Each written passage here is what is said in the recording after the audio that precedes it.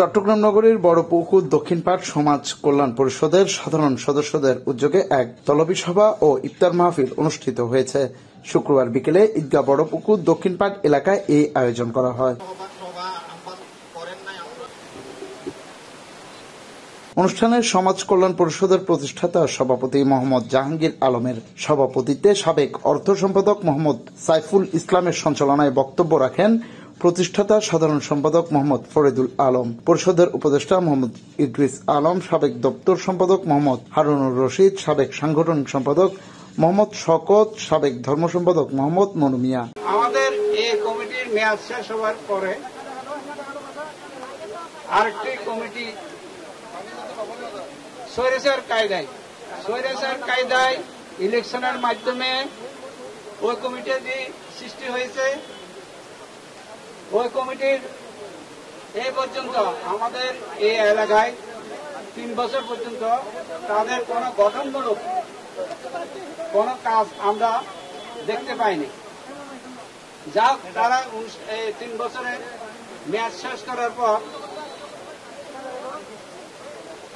উপদেষ্টা না আহ্বায়ক কমিটি এটা আমরা বুঝতে পারি নাই, কারণ তারা কমিটিটা নাকি হস্তান্তর করেছে ওই 5-6 জনের হাতে।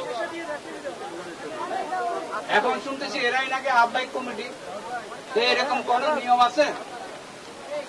কমিটি বিগত কমিটি যারা রানিং কমিটি ছিল তাদের মেয়াদ শেষ হওয়ার পর তারাই আহ্বায়ক কমিটি নিজেরা তৈরি করে আবার নিজেরাই ওদের হাতে ক্ষমতা হস্তান্তর করছে। আবার ওই আহ্বায়ক কমিটি এলাকার কারো মতামতের তোয়াক্কা না করে, কোন মিটিং কল না করে, তাদের যখন তারা দেখছে যে আমরা এই কমিটির যে আহ্বায়ক কমিটি করেছে তাদের বিভিন্ন কর্মকাণ্ডের বিরুদ্ধে একটু সোচ্চার হইতে দেখছে, দেখার পর এরা তাড়াহুড়ো করে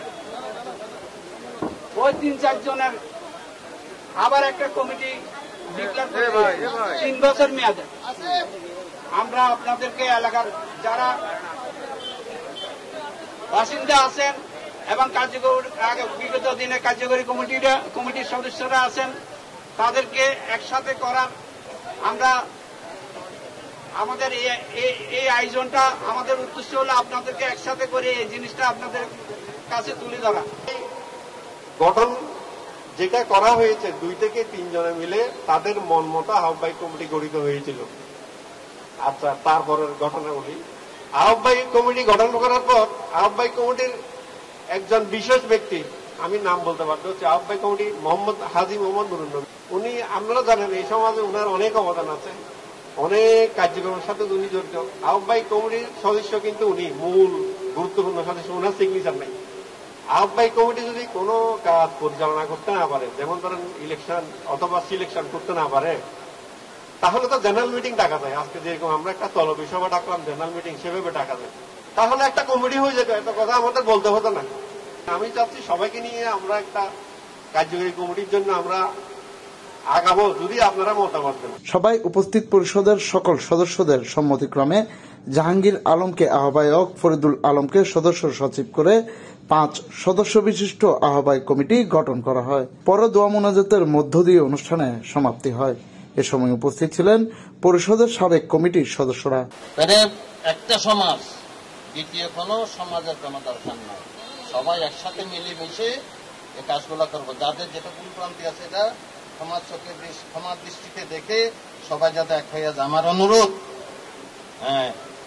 সবাই আহ্বায়ক কমিটিকে সহযোগিতা করবেন যাতে পুরো সমাজ এক থাকে, পুরো সমাজের সদস্যকে দেখে আমরা যে কোনো কাজ, যে কোনো উদ্যোগ নিতে পারি সমাজের। বিগত কয়েক মাস পূর্বে আমি যে কার্যকরী কমিটি ছিল তাদের উদ্দেশ্যে হিসাবের ব্যাপারে তাদের সাথে কথা বলেছিলাম, এবং যেহেতু তারা 3 বছরে কোনো হিসাব এই পর্যন্ত আমাদের সমাজের সদস্যদের দেন নাই, তাই আমি ফেসবুক স্ট্যাটাসের মাধ্যমে তাদেরকে আহ্বান করেছি যেন গঠনতন্ত্রের নিয়ম অনুসারে অন্তত প্রতি বছরে যে হিসাব দেওয়ার কথা তা তো দেন নাই, যাওয়ার কালে হলো যাতে ওনাদের বিদায়কালে হিসাবটা দিয়ে যান, সে ব্যাপারে কথা বলেছিলাম। কিন্তু তারা আমাদের কথাকে কোনো গুরুত্ব দেন নাই।